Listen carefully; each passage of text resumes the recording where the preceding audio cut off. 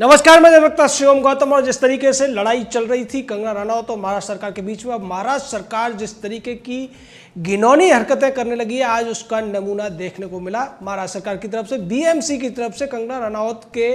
जो स्टूडियो था, जो ऑफिस था मणिकर्णिका फिल्म्स करके, उसके ऊपर जेसीबी चला दी गई है।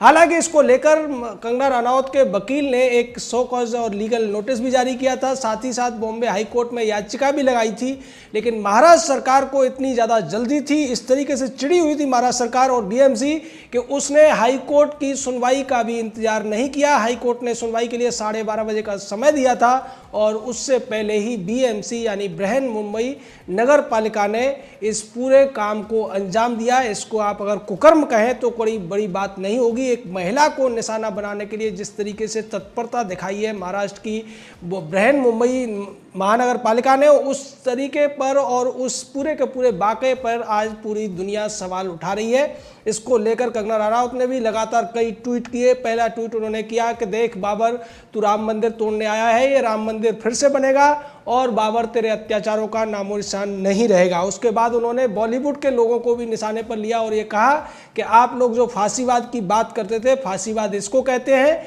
जहां पर एक महिला की आवाज़ को दबाने के लिए पूरा का पूरा तंत्र खड़ा हो जाता है और कुछ नपुंसक लोग जो अब तक फांसीवाद की आवाज़ उठाते रहे थे, वो कहीं भी दिखाई नहीं दे रहे।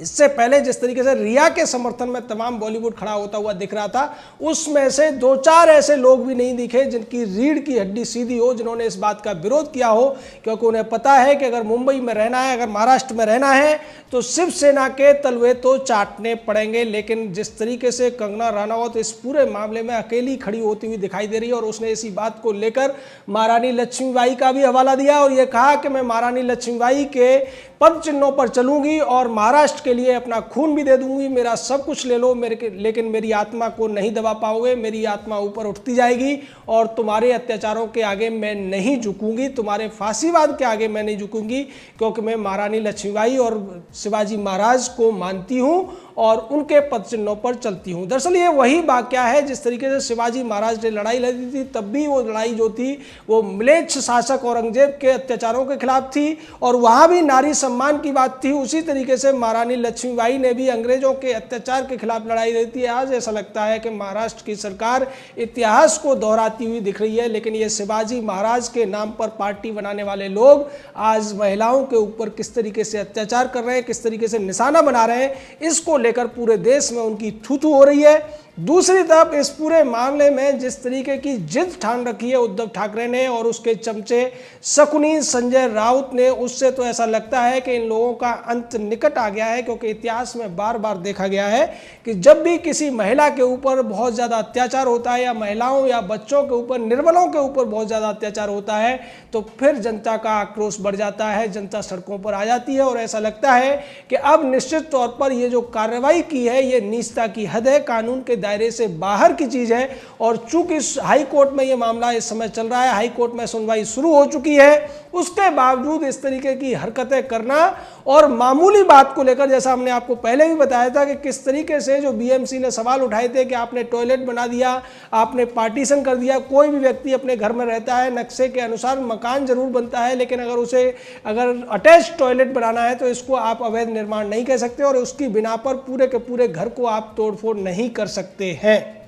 अभी तक ये बताया जा रहा है कि 50 करोड़ रुपए लगाकर कंगना रनौत ने ये ऑफिस बनाया था। उसको लेकर भी उसने कल ट्वीट किए थे और बताया था कि किस तरीके से उसने अपनी मेहनत से ये सब खड़ा किया है, मेहनत से उसने अपने आप को एक मुकाम दिया। लेकिन आज वो मेहनत भी बर्दाश्त नहीं हो रही है महाराष्ट्र की सरकार से, महाराष्ट्र की शिवसेना से और बृहन मुंबई की इस महापालिका से, जो कि आज पूरी तरीके से एक महिला की आवाज़ को दबाने के लिए पहले उसको गाली देते हैं, उसके पोस्टर पर चप्पल बरसाते हैं, उसको जान से मारने की धमकी देते हैं और जब केंद्र सरकार उसको 22 श्रेणी की सुरक्षा दे देती है, तब इन्हें लगता है कि ये इनके मुंह पर करारा तमाचा है और उससे खिसिया कर अब ये इतनी घिनौनी कार्रवाई बीएमसी ने कर दी है। लेकिन इसका जवाब बीएमसी को भी देना पड़ेगा, इसका जवाब महाराष्ट्र की शिवसेना सरकार को भी देना पड़ेगा, उद्धव ठाकरे को भी देना पड़ेगा, एनसीपी को भी देना पड़ेगा और देना पड़ेगा सोनिया को भी, जो महिला अधिकारों की बात करती है। आज सोनिया की बेटी प्रियंका वाड्रा कहाँ है,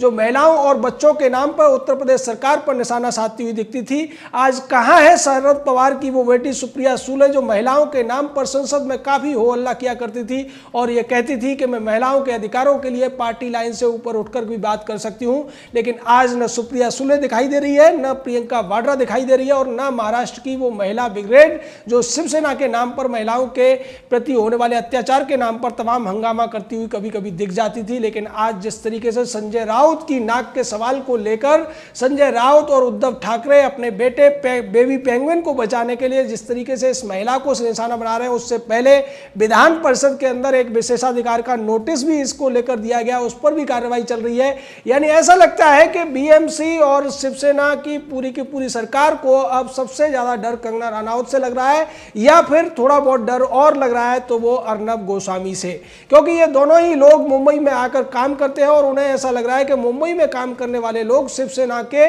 झंडे के नीचे क्यों नहीं आ रहे हैं, शिवसेना के तलवे क्यों नहीं चाट रहे हैं, शिवसेना की चमचागिरी क्यों नहीं कर रहे हैं, जैसा कि ज्यादातर बॉलीवुड या मुंबई में रहने वाले लोग करते हैं। और वही शिवसेना माफियाओं के आगे, दाऊद इब्राहिम के आगे कुछ नहीं कर पाती है, उन तमाम डी गैंग के आगे कुछ नहीं कर पाती है। बॉलीवुड के जो खान गैंग है, जो कहते हैं कि देश में डर लगता है, उनके खिलाफ कभी शिवसेना कुछ नहीं करती है। अब से पहले जिस तरीके से आदर्श घोटाले को लेकर भी तमाम सवाल उठे थे, तब शिवसेना काफी नरम पड़ी हुई थी। अभी भी मुंबई में अगर देखा जाए तो कम से कम 50% से ज्यादा घरों में अवैध निर्माण है, लेकिन शिवसेना ने और बृहन मुंबई की इस महानगर पालिका ने कभी कोई एक्शन नहीं लिया। लेकिन इस मामले में जिस तरीके की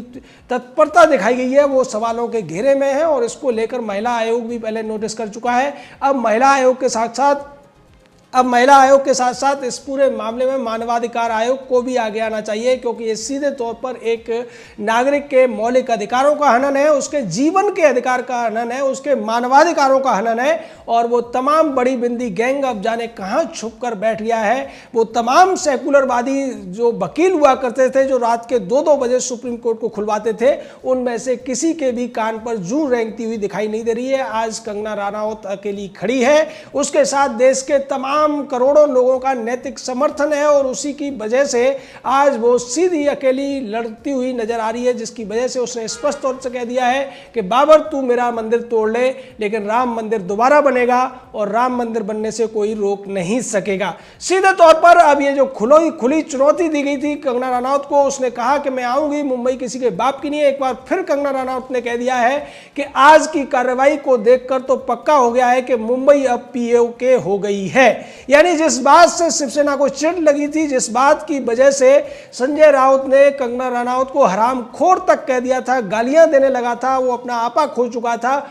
उसी बात को अब कंगना रनौत चिढ़ाने के लिए बोल रही है और ये कह रही है कि तुम्हें जो तोड़ना है तोड़ लो, तुम्हें जो करना है कर लो, मैं लड़ाई लड़ती रहूंगी और तुम्हें एक्सपोज करती रहूंगी। लेकिन इस पूरे मामले में न केवल शिवसेना की महाराष्ट्र सरकार एक्सपोज हुई है, उद्धव ठाकरे एक्सपोज हुआ है, उद्धव का बेटा और उद्धव का जो चमचा है खासम खास संजय राउत एक्सपोज हुआ है, उसके साथ साथ शरद पवार से लेकर इस पूरे मामले में सोनिया जैसे लोग भी और कांग्रेस के तमाम नेता एक्सपोज हो गए और इसका फायदा उठाते हुए अबू आजमी जैसे लोग भी दिखाई दे रहे हैं, जो कभी कंगना को बेशरम कहते हैं, कभी ये कहते हैं कि कंगना ने गलती की है, कंगना ने पंगा लिया है, कंगना ने मुंबई का अपमान किया है तो सजा तो भुगतनी पड़ेगी। इस तरीके की बात करते हुए लोग नजर आ रहे हैं। लेकिन जावेद अख्तर टाइप के या फिर नसरुद्दीन शाह, आमिर खान, शाहरुख खान, सलमान खान टाइप के ह्यूमन वाली बात करने वाले या फिर वो तमाम अभिनेत्रियां जो बात बात पर देश की जो केंद्रीय सरकार पर सवाल उठाया करती थी, मानवाधिकार का हवाला दिया करती थी, भारतीय संविधान का हवाला दिया करती थी, वो कहीं पर गांजा या अफीम लगाकर सो गए लगते हैं या फिर वो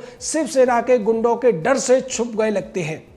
जैसा कंगना रनौत ने कहा भी कि आज बीएमसी ने अपने गुंडे मेरा घर तोड़ने के लिए, मेरा ऑफिस तोड़ने के लिए भेजे हैं, जो कि मैंने अपने खून पसीने से बनाया है, लेकिन मैं मुंबई आ रही हूं, मैं मुंबई आऊंगी और मैं भी देखती हूं कि आप मेरा कितना नुकसान कर सकते हैं, मुझे किस हद तक परेशान कर सकते हैं। लेकिन इस परेशान करने की जो आपकी कार्रवाई है, मैं उससे डरने वाली नहीं हूं, क्योंकि मैं शिवाजी महाराज और रानी लक्ष्मीबाई के आदर्शों पर चलती हूं और उन्हीं के आदर्शों पर चलती रहूंगी। महाराष्ट्र की शिवसेना सरकार को यह समझ लेना चाहिए कि अकेली नारी, अकेला पुरुष भी अगर खड़ा हो जाए तो संघर्ष करते हुए वो कितनी बड़ी सत्ता को चुनौती दे सकता है। इतिहास में इसको देखा जा सकता है और इतिहास अपने आप को दर्शा रहा है, दोहरा रहा है। और ऐसा लगता है कि अब ये नए जमाने का महाभारत शुरू हो चुका है, जहां पर एक महिला खड़ी हुई है अपने अधिकारों की लड़ाई लड़ने के लिए, लेकिन सत्ता मद में चूर धृतराष्ट्र और शकुनियों को यह लगता है कि उनकी ताकत के आगे किसी की ताकत नहीं चलेगी। वो नहीं जानते कि इस महिला के साथ में देश की नैतिक ताकत है, सोशल मीडिया की ताकत है।